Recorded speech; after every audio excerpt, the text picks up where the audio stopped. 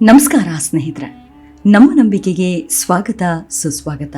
ಸ್ನೇಹಿತರೆ, ಬದುಕು ಅನ್ನೋದೇ ಹಾಗೆ, ನಾವು ಅಂದುಕೊಂಡಂತಲ್ಲ. ಒಮ್ಮೊಮ್ಮೆ ನಾವು ಅಂದುಕೊಂಡಂತೆ ಬದುಕಬೇಕು ಅಂತ ಸಾಕಷ್ಟು ಪ್ರಯತ್ನ ಮಾಡ್ತೀವಿ. ಆದರೆ ಬದುಕು ಕಲಿಸುವ ಒಂದೊಂದು ಪಾಠವು ಓರ್ವ ಮನುಷ್ಯನನ್ನ ಬದಲಿಸಿಬಿಡುತ್ತೆ. ಈ ಬದುಕಿನ ಪಯಣದಲ್ಲಿ ತರಗಲೆಯಂತೆ ಸಿಲುಕಿದವರೇ ಬಾಲಿವುಡ್ನ ಖ್ಯಾತ ನೃತ್ಯಗಾರ್ತಿ Helen alias Helen Ann Richardson. ಭಾರತೀಯ ಸಿನಿಮಾ ರಂಗದ ನೃತ್ಯಕ್ಕೆ ಹೊಸ ರೂಪ ಕೊಟ್ಟ ಲೆಜೆಂಡರಿ ನೃತ್ಯಗಾರತಿ ಎಂಬ ಹೆಗ್ಗಳಿಕೆಯನ್ನು ಪಡೆದುಕೊಂಡಿದ್ದಾರೆ. ಇಂಥ ಜೀವಮಾನದ ಸಾಧಕಿಯ ಬದುಕು ನಿಜಕ್ಕೂ ಘೋರಾತಿ ಘೋರ ಅಂದ್ರೂ ತಪ್ಪಲ್ಲ. ಮೇಣದ ಗೊಂಬೆಯಂತಹ ಆಕೃತಿ, ಹೊಳೆಯುವ ಮುಖ ಮತ್ತು ಬೆರಗುಗೊಳಿಸುವ ಸೌಂದರ್ಯದಿಂದ ಹೆಲೆನ್ 500ಕ್ಕೂ ಹೆಚ್ಚು ಚಿತ್ರಗಳಲ್ಲಿ ಕಾಣಿಸಿಕೊಂಡಿದ್ದಾರೆ. ಆದರೆ ಆ ಸೌಂದರ್ಯದ ಹಿಂದೆ ಇದ್ದದ್ದು ಕೇವಲ ನೋವಿನ ಪರದೆಯೇ. ಜೀವನ ಕಂಡುಕೊಳ್ಳುವ ತವಕದಲ್ಲಿ ಆಕೆ ಅನುಭವಿಸಿದ ಯಾತನೆ ಅಷ್ಟಿಷ್ಟಲ್ಲ. ಒಂದು ಹೊತ್ತಿನ ಊಟಕ್ಕೂ ಪರದಾಡುವ ಪರಿಸ್ಥಿತಿ ಎದುರಾಗಿತ್ತು. ಇನ್ನೇನು ಬದುಕು ಮುಗಿತು ಅನ್ನುವಾಗಲೇ ಶುರುವಾಗಿದ್ದು ಹೊಸ ಬದುಕು. ಅಷ್ಟಕ್ಕೂ ಹೆಲೆನ್ ಅವರ ಹಿನ್ನೆಲೆ ಏನು, ಆಕೆ ಪಟ್ಟ ಪಾಡು ಎಂಥದ್ದು ಅನ್ನೋದನ್ನ ಈ ಸಂಚಿಕೆಯಲ್ಲಿ ಹೇಳ್ತಾ ಹೋಗ್ತೀನಿ. ಅದಕ್ಕೂ ಮುನ್ನ ನಮ್ಮ ನಂಬಿಕೆಗೆ ನಿಮ್ಮ ಬೆಂಬಲವಿರಲಿ.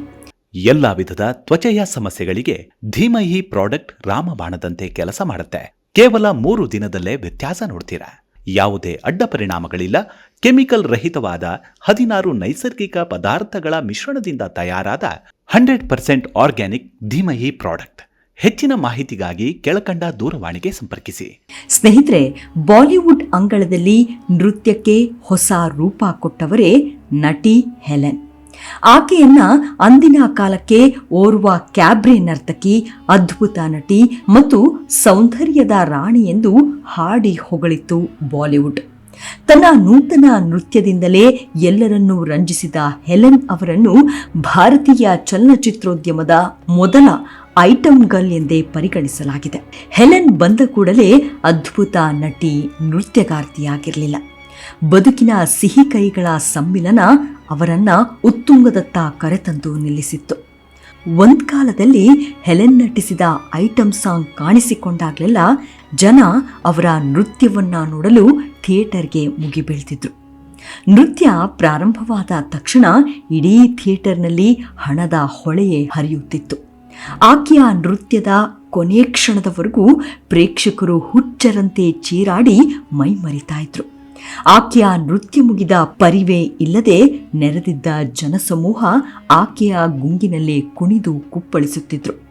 ಹೆಲೆನ್ ಅವರ ಕ್ರೇಜ್ ಅದೆಷ್ಟಿತ್ತೆಂದ್ರೆ ಜನ ತಮ್ಮ ಮನೆಯ ಹೆಣ್ಣು ಮಕ್ಕಳಿಗೂ ನೃತ್ಯ ಕಲಿಸಲು ಪ್ರಾರಂಭಿಸಿದ್ರು. ದಿನೇ ದಿನೇ ಹೆಲೆನ್ ಅವರ ನೃತ್ಯದ ಝಲಕ್ ಪ್ರೇಕ್ಷಕರನ್ನ ಆಕರ್ಷಿಸುತ್ತಲೇ ಇತ್ತು. ಇಂದಿಗೂ ನಟಿ ಕಮ್ ನರ್ತಕಿ ಹೆಲೆನ್ ಅವರ ಸೌಂದರ್ಯ ಮತ್ತು ನೃತ್ಯವನ್ನು ಎಲ್ಲರೂ ಹಾಡಿ ಹೊಗಳುತ್ತಾರೆ. ನಿಜಕ್ಕೂ ಹೆಲೆನ್ ಅವರ ನೃತ್ಯದ ಶೈಲಿ ಅತ್ಯದ್ಭುತವಾಗಿತ್ತು. ಜನರು ಹೆಲೆನ್ ಅವರ ನೃತ್ಯದ ಭಂಗಿ ಹಾಗೂ ಒಂದೊಂದು ಹೆಜ್ಜೆಗೂ ಆಕರ್ಷಿತರಾಗಿದ್ರು. ಇಂದಿಗೂ ಹೆಲೆನ್ ಅವರ ಸ್ಥಾನವನ್ನ ತುಂಬೋಕೆ ಯಾರಿಂದಲೂ ಸಾಧ್ಯ ಆಗಿಲ್ಲ ಅನ್ನೋದು ಬಾಲಿವುಡ್ ಮಂದಿಯ ಮಾತು. ಹೆಲೆನ್ ಅವರು ಜನಿಸಿದ್ದು ನವೆಂಬರ್ 21, 1938ರಂದು. ಅಂದಿನ ಬರ್ಮಾದಲ್ಲಿ ಹೆಲೆನ್ ಅವರು ಇಂದು ಜನಮಾನಸದಲ್ಲಿ ಉಳಿಯೋದಕ್ಕೆ ಸವೆಸಿದ್ದು ತಮ್ಮಿಡೀ ಬದುಕನ್ನೇ. ನೃತ್ಯ ನೋಡುಗರಿಗೆ ಹರ್ಷ ಕೊಡುತ್ತಿದ್ದರೆ ಅವರ ಕಾಲುಗಳು ಬಾತುಕೊಳ್ತಾ ಇತ್ತು. ಅಲ್ಲದೆ ಅವರ ಮನೆಯ ಪರಿಸ್ಥಿತಿ ಪ್ರತಿ ಕ್ಷಣವೂ ಕಣ್ಣೀರಿನ ಉತ್ತರ ನೀಡುತ್ತಿತ್ತು. ಹೆಲೆನ್ ಅವರ ತಂದೆ 2ನೇ ವಿಶ್ವ ಯುದ್ಧದ ಸಮಯದಲ್ಲಿ ನಿಧನರಾದರು. ಇದರಿಂದಾಗಿ ಮನೆಯ ಸಂಪೂರ್ಣ ಜವಾಬ್ದಾರಿ ಹೆಲೆನ್ ಅವರ ಹೆಗಲ ಮೇಲೆ ಬಿತ್ತು. ಬರ್ಮಾದಲ್ಲಿ ಅಂದು ತಾಂಡವವಾಡ್ತಿದ್ದ ಜಪಾನಿಯರ ಆಕ್ರಮಣಕ್ಕೆ ಹೆದರಿ ಅವರ ಇಡೀ ಕುಟುಂಬ ಅಸ್ಸಾಂನ ದಿಬ್ರುಗಢಕ್ಕೆ ಕಾಲ್ನಡಿಗೆಯಲ್ಲಿ ಹೊರಟಿತ್ತು. ಶತ್ರುಗಳಿಂದ ತಪ್ಪಿಸಿಕೊಳ್ಳಲು ಆ ಕುಟುಂಬ ಅಪಾಯಕಾರಿಯಾದ ದುರ್ಗಮ ಕಾನನದ ಹಾದಿಯನ್ನೇ ಆಶ್ರಯಿಸಬೇಕಾಯಿತು. ಒಂದು ಹಂತದಲ್ಲಿ ಅವರ ಪರಿಸ್ಥಿತಿ ಅತ್ಯಂತ ದುರ್ಬರವಾಗಿತ್ತು. ಎಲ್ಲಿ ಹೋಗೋದು, ಎಲ್ಲಿ ಉಳಿದುಕೊಳ್ಳೋದು, ಎಲ್ಲಿ ಊಟ ಮಾಡೋದು, ಯಾರ ಬಳಿ ಸಹಾಯ ಕೇಳೋದು ಅನ್ನೋದು ಅರಿಯದ ಅಮಾಯಕರಂತಾದ್ರೂ ಹೆಲೆನ್ ಕುಟುಂಬ ಅಕ್ಷರಶಃ ನಿರ್ಗತಿಕರಾಗ್ಬಿಟ್ಟಿದ್ರು. ಕಾಡಿನಲ್ಲಿ ನಡೆಯುತ್ತಾ ಸಿಕ್ಕ ಹಣ್ಣು ಹಂಪಲು ಗೆಡ್ಡೆ ಗೆಣಸುಗಳನ್ನು ತಿನ್ನುತ್ತಲೇ ಬದುಕುಳಿದ್ರು. ಕಾಡಂಚಿನಲ್ಲಿದ್ದ ಕೆಲವು ಬುಡಕಟ್ಟು ಜನರ ಆಶ್ರಯ ಪಡೆದ್ರು. ಸಿಕ್ಕಲ್ಲಿ ವಿಶ್ರಮಿಸಿದ್ರು. ಆದರೆ ಇದೆಲ್ಲವನ್ನು ಗಮನಿಸಿದ ಬ್ರಿಟಿಷ್ ಸೈನಿಕನೊಬ್ಬ ಹೆಲೆನ್ ಕುಟುಂಬಕ್ಕೆ ಆಸರೆಯಾದ. ಆದರೆ ಏನು ಮಾಡೋದು, ತಾವು ಹೊರಟಿರುವ ದಾರಿ ಎಲ್ಲಿಗೆ ಮುಟ್ಟುತ್ತೆ ಅನ್ನೋದೇ ಅವರಿಗೆ ಅರಿವಿರಲಿಲ್ಲ. ಆ ಕಲ್ಲು ಮುಳ್ಳಿನ ಹಾದಿಯಲ್ಲಿ ನಡೆಯುತ್ತಾ ಇಡೀ ಕುಟುಂಬದ ಕಾಲುಗಳು ಗುಳ್ಳೆಗಳಾಗಿ ಒಡೆದು ಹೋಗಿತ್ತು. ಒಂದು ಹೆಜ್ಜೆ ಇಡೋದು ಕೂಡ ಕಷ್ಟ ಸಾಧ್ಯವೇ ಆಗಿತ್ತು. ಆದರೆ ಬೇರೆ ಉಪಾಯವಿರಲಿಲ್ಲ.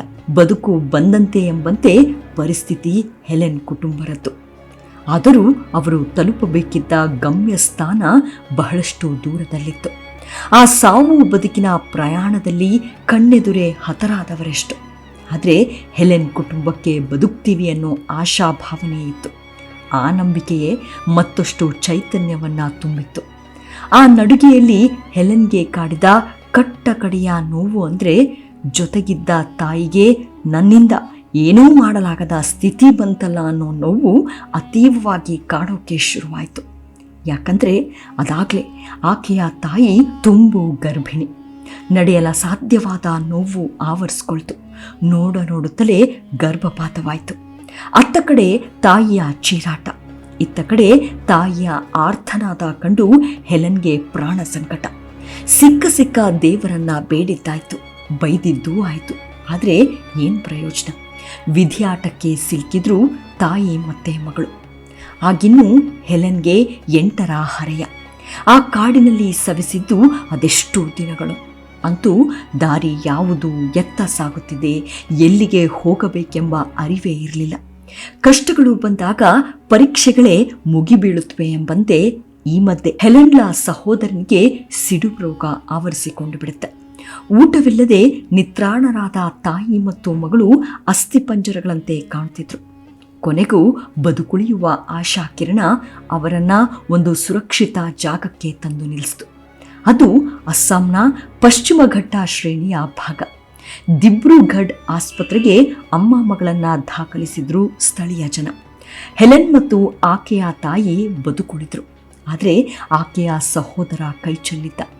ಆ ಸಾವು ಮಾತ್ರ ಹೆಲೆನ್ ಅವರನ್ನ ತೀವ್ರವಾಗಿ ಬಾಧಿಸಿಬಿಡ್ತು. ಹೆಲೆನ್ ತಾಯಿಯ ಪರಿಸ್ಥಿತಿಯನ್ನ ಕಂಡ ಸ್ಥಳೀಯರೊಬ್ಬರು ದಿಬ್ರುಗಢ್ ಆಸ್ಪತ್ರೆಯಲ್ಲಿ ನರ್ಸ್ ಆಗಿ ಕೆಲಸ ಮಾಡಲು ವ್ಯವಸ್ಥೆ ಮಾಡಿದ್ರು. ದಿಬ್ರುಗಢ್ ಆಸ್ಪತ್ರೆಯು ಅನೇಕ ರೋಗಿಗಳಿಗೆ ನೆಲೆಯಾಗಿತ್ತು. ಕೆಲವರಿಗೆ ಚಿಕನ್ ಪಾಕ್ಸ್ ಇದ್ದರೆ ಇತರರು ಅಪಾಯಕಾರಿ ಕಾಯಿಲೆಗಳಿಂದ ಬಳಲ್ತಾ ಇದ್ರು. ಆದರೆ ಹಸಿವಿನಿಂದ ಬೀದಿಯಲ್ಲಿ ಸಾಯುವ ಬದಲು ಆ ಆಸ್ಪತ್ರೆಯಲ್ಲಿ ಕೆಲಸ ಮಾಡಿಕೊಂಡು ಜೀವನ ಸಾಗಿಸೋಣ ಅನ್ನೋ ತೀರ್ಮಾನಕ್ಕೆ ಬರ್ತಾರೆ ಹೆಲೆನ್ ತಾಯಿ. ಆ ಆಸ್ಪತ್ರೆಯಲ್ಲಿ ನರ್ಸ್ ಆಗಿ ಕೆಲಸ ಮಾಡಲು ಪ್ರಾರಂಭಿಸಿದ್ರು. ತನ್ನ ಕುಟುಂಬಕ್ಕಾದ ದುರಂತವನ್ನ ಕಂಡ ಹೆಲೆನ್ ಓದೋದಕ್ಕೆ ತಿಲಾಂಜಲಿ ಬಿಟ್ಟು ಚಲನಚಿತ್ರೋದ್ಯಮದಲ್ಲಿ ಕೆಲಸ ಹುಡುಕಲು ಪ್ರಾರಂಭಿಸಿದ್ರು. ವರ್ಷಗಳ ಕಾಲ ಸ್ಟುಡಿಯೋಗಳಿಗೆ ಭೇಟಿ ನೀಡುತ್ತಲೇ ಇದ್ದರು. ಆದರೆ ಕೆಲಸ ಸಿಗಲಿಲ್ಲ. ಅಲ್ಲಿಗೆ ಕರ್ಮ ಕೈ ಹಿಡಿದಿತ್ತು. ಆಕೆಯ ಅದೃಷ್ಟದ ಬಾಗಿಲು ತೆರೆದಿತ್ತು.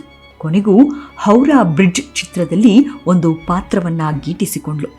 ಆ ಸಮಯದಲ್ಲಿ ಕುಕ್ಕು ಎಂಬ ಚಿರಪರಿಚಿತ ನಟಿಯೂ ಇದ್ದಳು. ಇಬ್ಬರು ಡ್ಯಾನ್ಸ್ ಗ್ರೂಪ್ನಲ್ಲಿ ಕೆಲಸ ಪಡೆದ್ರು. ಹೆಲೆನ್ ಅವರ ಸಿನಿಮಾ ಬದುಕು ಶುರುವಾಗಿದ್ದು ಶಬಿಸ್ತಾನ್ ಚಿತ್ರದ ಮೂಲಕ. ಅದಾಗಲೇ ಮನೆ ಮಾತಾಗಿದ್ದ ಡ್ಯಾನ್ಸ್ ಗ್ರೂಪ್ನಲ್ಲಿ ಹೆಲೆನ್ ಅತಿ ಹೆಚ್ಚಾಗಿ ಪ್ರೇಕ್ಷಕರನ್ನ ಆಕರ್ಷಿಸಿದ್ಲು. ಬಹುಬೇಗನೆ ಪ್ರೇಕ್ಷಕರ ಮನಸ್ಸನ್ನ ಗೆದ್ದು ಬಿಟ್ಲು. ಆಕೆ ಒಬ್ಬಳಿಗೆ ಮಾತ್ರ ಸಿನಿಮಾಗಳಿಂದ ಆಫರ್ಗಳು ಬರೋದಕ್ಕೆ ಶುರುವಾಯಿತು. ಅಲಿಫಾ ಲೈಲಾ ಮತ್ತು ಹೂರ್ ಹೇ ಅರಬ್ ಚಿತ್ರಗಳಲ್ಲಿ ಅವರ ಸೋಲೋ ನೃತ್ಯವನ್ನ ಕಂಡ ಚಲನಚಿತ್ರ ನಿರ್ಮಾಪಕರು ಹುಬ್ಬೇರಿಸಿ ಅಚ್ಚರಿಪಟ್ರು. ಅಲ್ಲಿಂದ ಹೆಲೆನ್ ಬದುಕು ಸ್ಥಿರತೆಯನ್ನ ಪಡೆದುಕೊಳ್ತು. ಹೆಚ್ಚು ಹೆಚ್ಚು ಅವಕಾಶಗಳು ಬರೋದಕ್ಕೆ ಶುರುವಾಯಿತು. Howrah bridge, China town, Kashmir ki Kali, Aradhana ಮತ್ತು ಅಮರ್ ಪ್ರೇಮ್ನಂತಹ ಮೆಚ್ಚುಗೆ ಪಡೆದ ಚಿತ್ರಗಳ ನಿರ್ದೇಶಕ ಶಕ್ತಿ ಸಮಂತ್ ತಮ್ಮ ಹೌರಾ ಬ್ರಿಡ್ಜ್ ಚಿತ್ರದಲ್ಲಿ ಹೆಲೆನ್ಗೆ ಬಿಗ್ ಬ್ರೇಕ್ ನೀಡಿದ್ರು. ಹೆಲೆನ್ ಈ ಚಿತ್ರದಲ್ಲಿ ಒಂದು ಐಟಂ ಸಾಂಗ್ ಅನ್ನು ಹಾಡಿದ್ರು. ಈ ಹಾಡು ಬಹಳ ಪ್ರಸಿದ್ಧವಾಯಿತು. ಜೊತೆಗೆ ರಾತ್ರೋರಾತ್ರಿ ಹೆಲೆನ್ ಬಹುಬೇಡಿಕೆಯ ಸ್ಟಾರ್ ನೃತ್ಯಗಾರ್ತಿಯಾದರು. ಈ ಸಿನಿಮಾವೇ ಬಾಲಿವುಡ್ನ ಮೊದಲ ಐಟಮ್ ಗರ್ಲ್ ಎಂಬ ಖ್ಯಾತಿಯನ್ನ ತಂದುಕೊಡ್ತು. 1970ರ ದಶಕಗಳಲ್ಲಿ ಹಲವಾರು ಚಿತ್ರಗಳಲ್ಲಿ ಉತ್ತಮ ಪಾತ್ರಗಳೊಂದಿಗೆ ಮತ್ತು ಐಟಮ್ ಸಾಂಗ್ಸ್ ಮಾಡೋಕೆ ಶುರು ಮಾಡಿದ್ರು. ಗುಮ್ನಾಮ್, ಚೀನಾ ಟೌನ್ ಮತ್ತು ಛೋಟಾ ಸರ್ಕಾರ್ನಂತಹ ಚಿತ್ರಗಳಲ್ಲಿ ತಮ್ಮ ನಟನಾ ಪ್ರತಿಭೆಯನ್ನ ಪ್ರದರ್ಶಿಸಿದ್ರು. ಲೆಕ್ಕವಿಲ್ಲದಷ್ಟು ಇತರೆ ಐಟಮ್ ಸಾಂಗಿಗೆ ನೃತ್ಯ ಮಾಡಿದ್ರು. ಅದರಲ್ಲಿ ಇಂದಿಗೂ ಮರೆಯಲಾರದ ಹಾಡು ಹಾಗೂ ಅದರ ನೃತ್ಯ ಅಂದರೆ ಮೆಹಬೂಬಾ ಓ ಮೆಹಬೂಬಾ ಹಾಡು.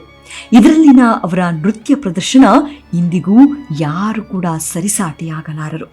ಕೋರಿಯೋಗ್ರಾಫರ್ ಇಲ್ಲದೆ ಹಾಡಿನ ತಾಳಕ್ಕೆ ತಕ್ಕಂತೆ ಹೆಜ್ಜೆ ಹಾಕಿದ ಹೆಲೆನ್ ನೃತ್ಯ ಕಂಡು ನೆರೆದಿದ್ದವರು ಮೂಕ ಪ್ರೇಕ್ಷಕರಾದಂತಾದ್ರು.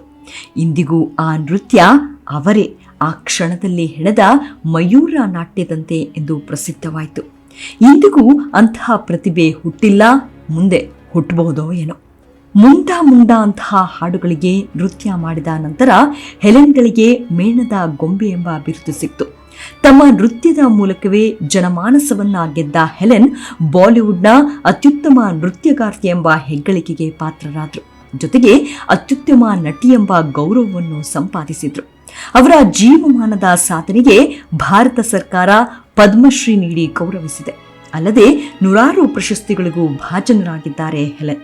ಅವರ ಬದುಕಿನ ಕುರಿತಾದ 4 ಪುಸ್ತಕಗಳು ಹೊರಬಂದಿವೆ ಅನ್ನೋದೇ ನಾವೆಲ್ಲರೂ ಮೆಚ್ಚಲೇಬೇಕಾದ ಸಂಗತಿ.